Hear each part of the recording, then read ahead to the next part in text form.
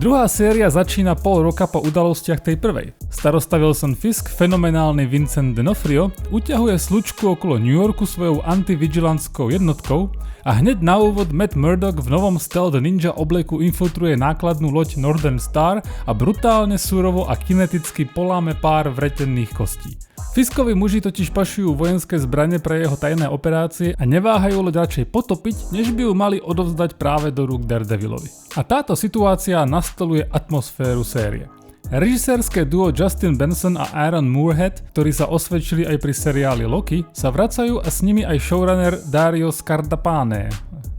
Scardapane? Neviem, aká je tam výslovnosť. Ktorý má svoj podpis pod seriálovým Punisherom a aj Jackom Ryanom a ktorý na konci série 1 nahradil pôvodných tvorcov prvej série, lebo seriál značne nezvládali. Karty máme teda za kamerou rozohrané konečne správne a pred kamerou máme nenahraditeľného Charlieho Coxa a už spomínaného Vincenta. A chvála Bohu je v seriáli už aj pevne usadená slečna Paige, o ktorú sme skoro v prvej sérii prišli, pretože manažéri v Disney prešli lobotómiou alebo niečo. Foggy je žiaľ stále beznádejne preč.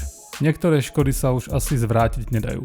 New York je teda plne ovládaný Kingpinom, hrdinovia sú mimo zákon a schovávajú sa a na scénu prichádzajú aj nové postavy, ako napríklad slizký agent CIA pán Charles, ktorého si s chuťou zahral Matthew Lillard, alias Shaggy. Túto tvár som tu skutočne nečakal, ale rozhodne potešila. Akcia je fajn, kosti sa lámu a krv strieka. Kingpin má veci zase pod kontrolou a pôvodní tvorcovia ho našťastie nestihli úplne zničiť v tej prvej sérii. A tak je všetko rozohrané v tom správnom tóne. Problém ale je, že séria má len 8 epizód. A tá prvá zatiaľ neukázala hlavnú dejovú zápletku. A vďaka tomu je prvá epizóda len fajn intro, ale do sedačky vás úplne nepritlačí. A tak si dovolím byť prorokom a poviem, že menej zaujatý divák už ďalšie epizódy možno aj preskočí.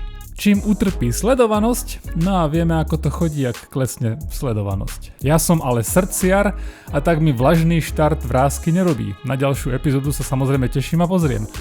No a plnohodnotnú recenziu si dáme až o tých 7 týždňov, keď to celé skončí. Tak sledujte so mnou a možno príde aj kúzelník, teda Punisher.